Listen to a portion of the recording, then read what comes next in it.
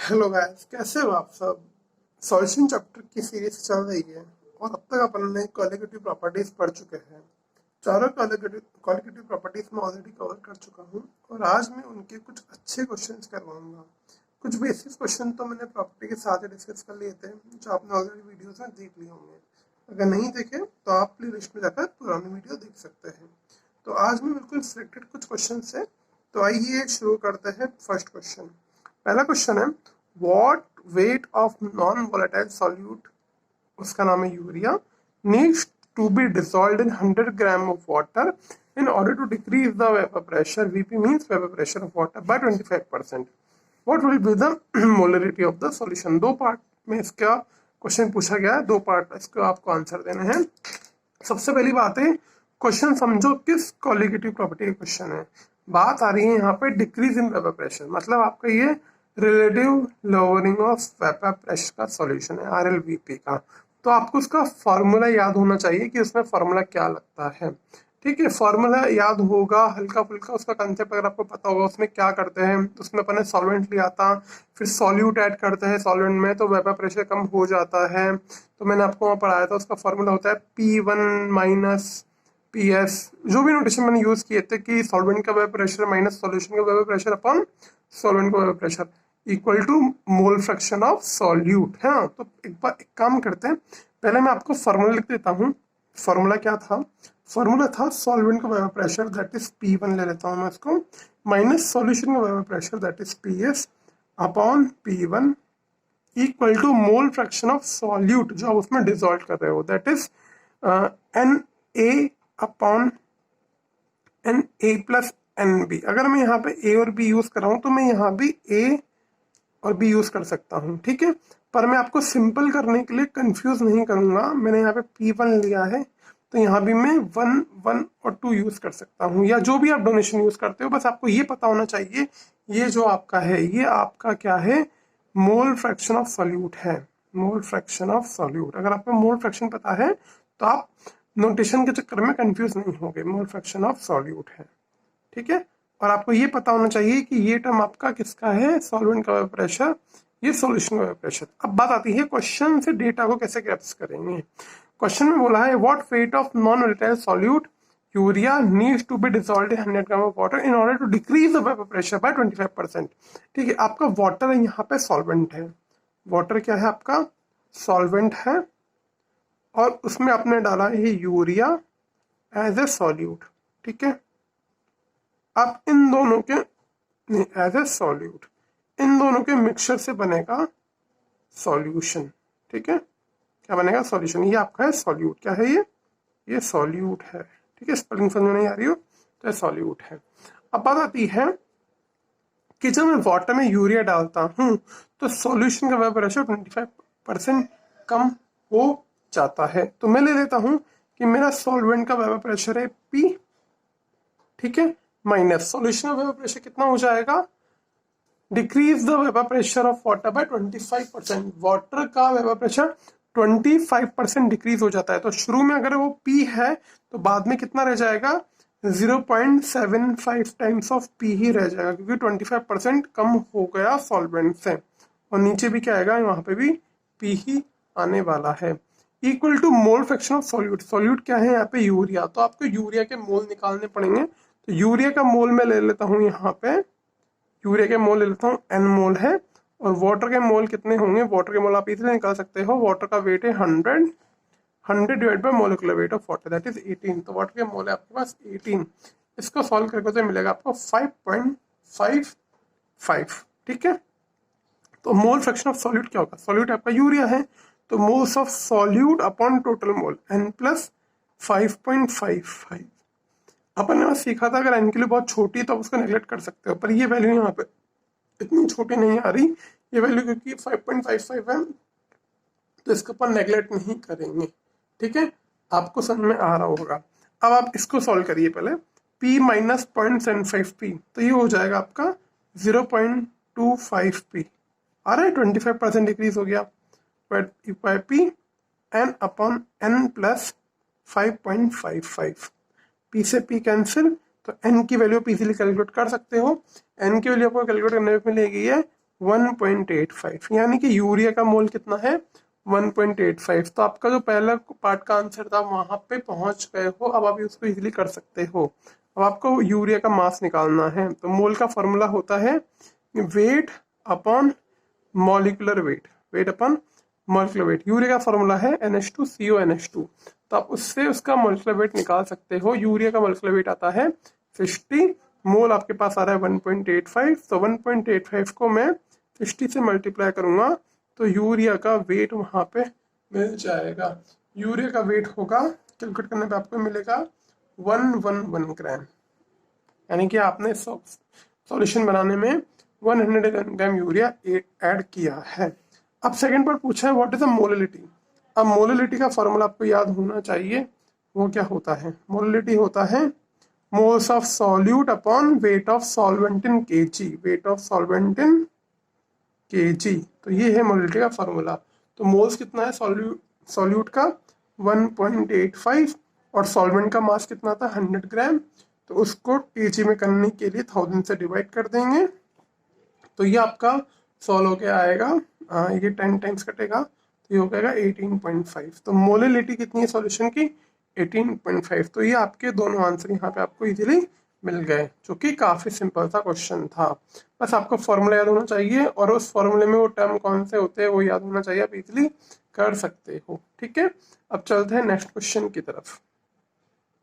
अब ये क्वेश्चन है आपका, solution of glycerol C3H8O3 in water was prepared by dissolving some glycerol in 500 gram of water. ये आपने सॉल्यूशन बनाया किसका? ग्लिसरॉल का, है ना। उसमें आपने क्या करा, 500 ग्राम आपने वाटर लिया, उसके अंदर क्या करा, कुछ ग्लिसरॉल ऐड किया, C3H8O3 ऐड किया। ठीक है, अब सॉल्यूशन का जो बॉइलिंग पॉइंट है, जब आप इस सॉल्यूशन को बॉइल करते हो, सॉल्यूशन में क्या है 500 ग्राम वाटर है और कुछ एक्स अमाउंट क्या है ग्लिसरॉल का है। जब आप इस सॉल्यूशन को बॉइल करते हो तो इसका जो बॉइलिंग पॉइंट है वो आपको मिलता है 100.42 डिग्री सेंटीग्रेड।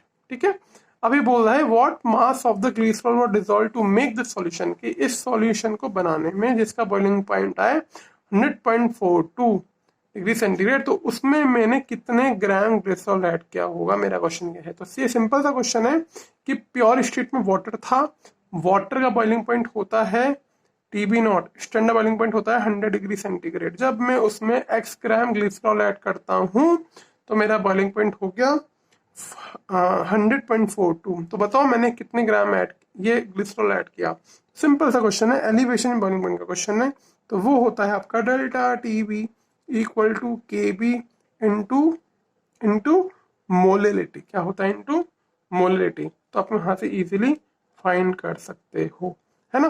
डेल्टा TB होता है चेंज इन बॉइलिंग पॉइंट। अब प्योर वाटर का बॉइलिंग पॉइंट होता है 100 और सॉल्यूशन का आ रहा है 100.42, तो ये कितना हो जाएगा, डेल्टा TB कितना हो जाएगा 100.42 माइनस 100, ये आपका है डेल्टा TB, ये हो जाएगा 0.42। अब कैलोरी में लो डिग्री में लो एक ही बात है, डिफरेंस हमेशा सेम ही आता है, मैंने आपको पहले भी बताया है। ये डेल्टा TB हो गया, KB की वैल्यू आपको ऑलरेडी दे रखी है यहाँ पे 0.512 इंटू एम होता है आपका मोलिलिटी। तो मोलिलिटी का फॉर्मूला होता है moles of solute upon weight of solvent in KG. तो मोल्स ऑफ सॉल्यूट, सॉल्यूट क्या है ग्लिसरॉल, अब ग्लिसरॉल का मोल निकालने के लिए करेंगे given weight upon molecular weight. तो गिवन वेट है आपका x, मॉलिक्यूलर वेट कितना आएगा निकाल लेते हैं, C3 का यानी कि 12 इंटू 3 प्लस 8 प्लस 16 इंटू 3 48, तो ये हो जाएगा 36 प्लस 8 प्लस 48। इसको सॉल्व करने पे ही आपको मिलेगा 92।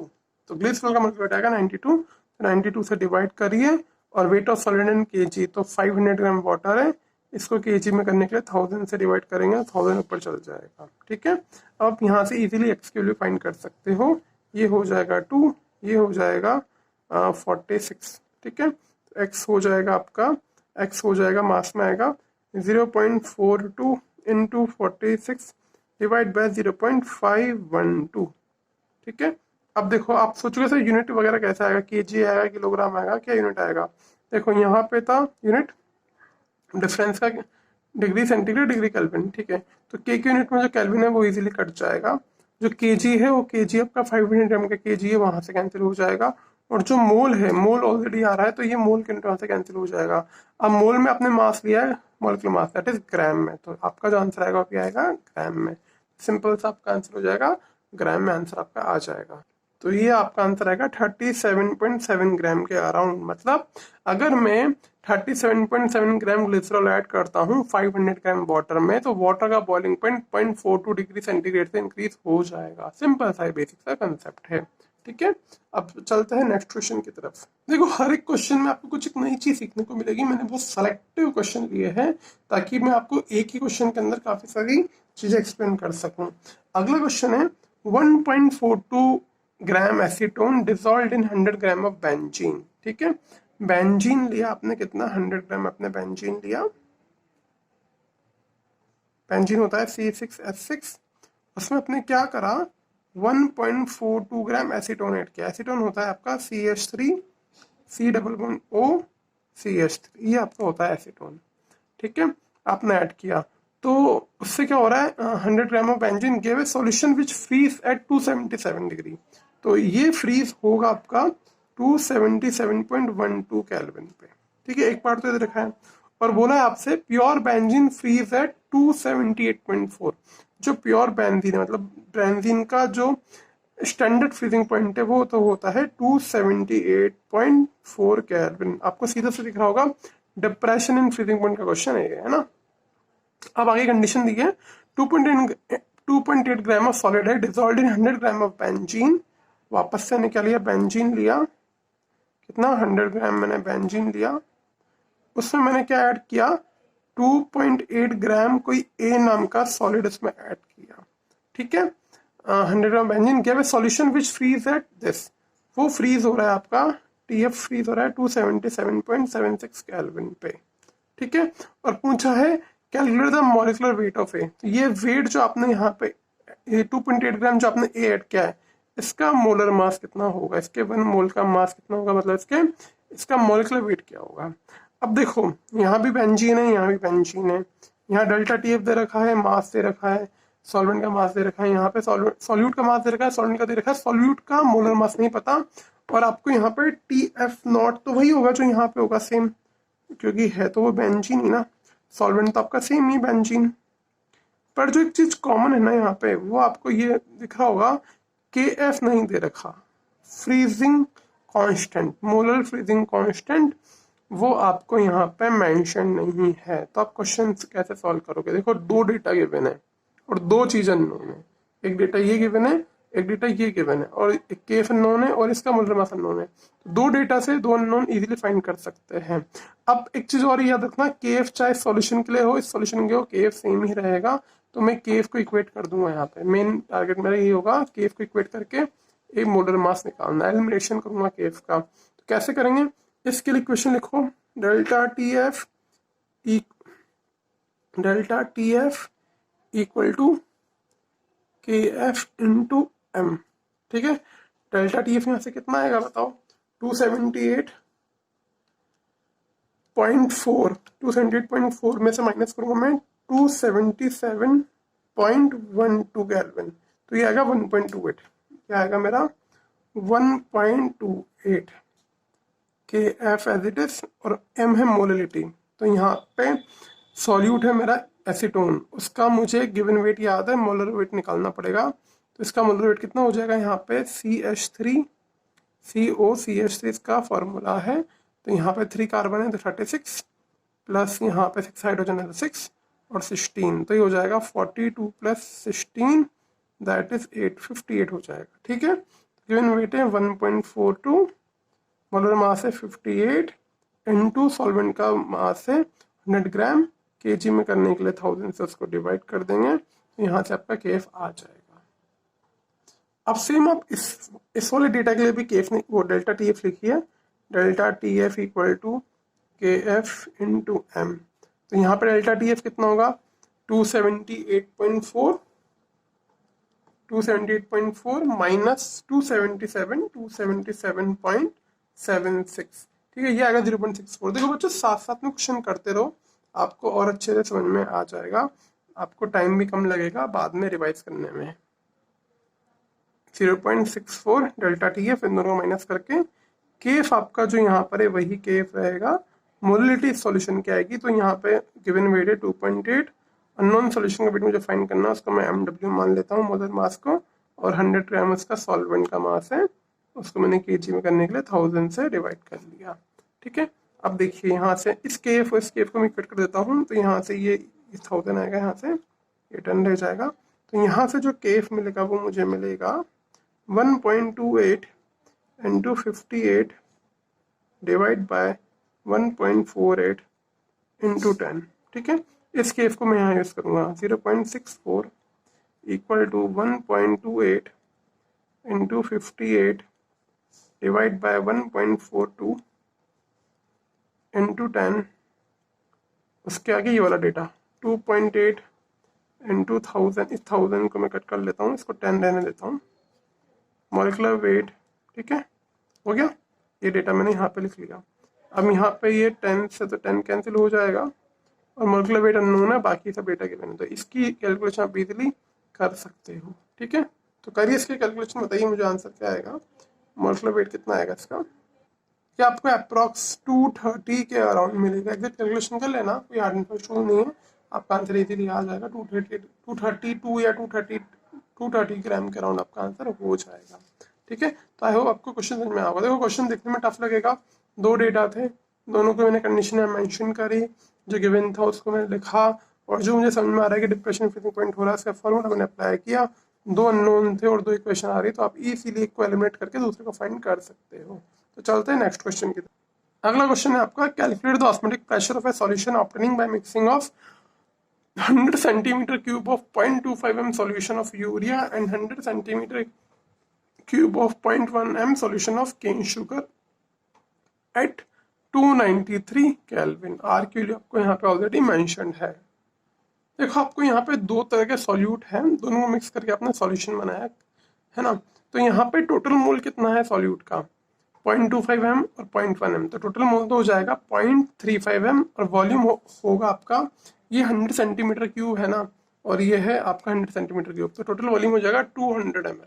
ठीक है, तो ये सब तो डेटा गिवन है, आप समझो क्वेश्चन क्या पूछ रहा है। क्वेश्चन पूछना रहा है कि ऑस्मोटिक प्रेशर कितना होगा। अगर आपको याद हो, मैंने ऑस्मोटिक प्रेशर के लिए निकाल फॉर्मूला था पाई इक्वल टू CRT।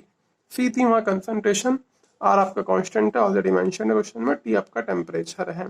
तो सी आपको निकालना, अब यहाँ दो तरह के मिक्सचर है, मतलब दो तरह के कंपोनेंट है, तो दोनों का आप ऐड कर लीजिए। पहले का मोल आपका हो जाएगा mole of first mole of second divide by V of first V of second, moles upon volume आपकी कंसंट्रेशन होती है। तो मोल आपका आएगा 0.25 प्लस 0.1। अब ये जो सेंटीमीटर क्यूब है ना, यही ml होता है, 1 सेंटीमीटर क्यूब होता है 1 ml के बराबर। मैं आपको ऑलरेडी पढ़ा चुका हूँ, आपको नहीं पता तो 11th क्लास के वीडियो देख लीजिए, वहाँ पे इसके मैं डिस्क्राइब इसका मैंने कर रखा है। वॉल्यूम हो जाएगा 200 ml। ठीक है, तो ये आपको जो मिलेगी कंसंट्रेशन वो मिल जाएगी 0.35 डिवाइड बाय 200 ml। ठीक है, मोल पर ml में मिलेगी, ये मिलेगी आपको मोल पर ml में, क्योंकि यहाँ पे मोल है और ये ml है। अगर लीटर में करना है तो इसको 1000 से डिवाइड कर लीजिए, तो आपको जो आंसर होगा ये हो जाएगा 5 टाइम्स, तो 0.35 इंटू 5, ये हो जाएगा आपका मोल पर लीटर में, और आपकी कंसंट्रेशन मोल पर लीटर में ही होनी चाहिए है।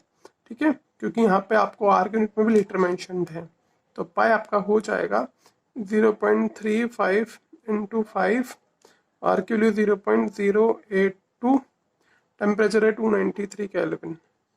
देखो मोल से मोल कटेगा, केल्विन से केल्विन कटेगा आर की यूनिट में, और लीटर से लीटर कट जाएगा मोल पर लीटर का, तो एटीएम बचेगा, तो पाई का आंसर आपका एटीएम में ही मिलेगा। ठीक है, तो आप इसको इजीली कैलकुलेट कर सकते हो। तो आपको ये कैलकुलेट होने के बाद जो आंसर मिलेगा वो आपका आंसर बताइए क्या होना चाहिए, क्या आंसर मिलेगा आपको, वो मिलेगा आपको 0.42 एटीएम। पाई मिलेगा 4.2 एटीएम। आप चाहो तो सॉल्व कर लीजिए, आपका ये आंसर आएगा। सॉरी 4.2 नहीं, ये आएगा 42 के अराउंड आएगा आपका आंसर। ठीक है, क्योंकि यहाँ पे 0.25 और 0.1 है ना। आई होप आपको क्वेश्चन समझ में आया होगा, है ना। अब बढ़ते हैं अपने लास्ट क्वेश्चन की तरफ, जो आपका बेस है आइसोटोनिक सॉल्यूशन पे। जहाँ तक मुझे उम्मीद है आपको पता होगा आइसोटोनिक का कंसेप्ट क्या होता है। उसमें अपन ने क्या करा था, दो सब्सटेंस लिए थे, दोनों का प्रेशर सेम था, उसी को बोलते हैं आइसोटोनिक सॉल्यूशन। तो वहां पे अपन ने C1RT इक्वल टू C2RT किया था, RT कैंसिल हो गए, C1 इक्वल टू C2 हो गया था, मतलब कंसंट्रेशन सेम हो गई थी दोनों की। अब पढ़ते क्वेश्चन को। ए 4% solution of sucrose is isotonic with 3% solution of unknown organic substance, calculate the molar mass of unknown substance. दोनों का C1 C2 बराबर होगा, तो C1 मान लो किसके लिए, सुक्रोज के लिए, ठीक है, इसकी कंसंट्रेशन C1 है, और C2 मान लो आप 3% अननोन के लिए x मान लो, ठीक है। C1 इक्वल टू C2 करना है, इनकी मोल पर लीटर इक्वेट करना है, वॉल्यूम सेम ही होगा आपका, तो N1 इक्वल टू आपको N2 करना है। ये N1 होगा वेट अपन मोलकुलर वेट, तो वेट आपको 4 ग्राम ले ले अपन 100% मान के, तो 4 divide by molecular weight of sucrose. अब सुक्रोज का फॉर्मूला क्या होता है, वो होता है सुक्रोज का फॉर्मूला आपको पता होना चाहिए, बायो में आपने पढ़ा होगा, C12H22O11 आपका फॉर्मूला सुक्रोज का। तो इसका मास हो जाएगा 144 प्लस 22 प्लस 11 इंटू 16, तो ये मिलता है आपको 342 के अराउंड। तो यहाँ पे 342 लिख दूंगा, और इसका वेट मुझे नहीं पता, तो इसको नहीं, इसका वेट तो मुझे पता है 3, और मोलर मास नहीं पता, उसको मान लेता हूँ x। तो आपको यहाँ पे कुछ नहीं करना, सीधा x की वैल्यू फाइंड करनी है। तो x की वैल्यू आ जाएगी आपकी 3 इंटू 342 डिवाइड बाय 4, 256 के अराउंड x की वैल्यू आपकी आ जाएगी। 3 इंटू 342 डिवाइड बाय 4, तो आपको मिलेगा 256 ग्राम। मोलर मास हम हमेशा ग्राम में ही लेते हैं, तो इसका यूनिट हो जाएगा ग्राम। तो आई होप आपको क्वेश्चन समझ में आया होगा, ये आइसोटोनिक के कंसेप्ट पे बेस्ड था। अब अपन इससे कुछ MCQ क्वेश्चन डिस्कस करेंगे अगले वीडियो में, और फिर आगे और नए कंसेप्ट अपन यहाँ पे सीखेंगे। तो मिलते हैं अगले वीडियो में। आई होप आपको ये सीरीज पसंद आ रही होगी, तो प्लीज़ अपने फ्रेंड्स को या रेलेवेंट पर्सन है जिसको ये टॉपिक्स की नीड है, या अपने जो चैनल में फिजिक्स केमिस्ट्री के जो भी टॉपिक्स इंक्लूड हो रहे हैं, वो आप शेयर कर सकते हैं। मिलते हैं अगले वीडियो में, बाय।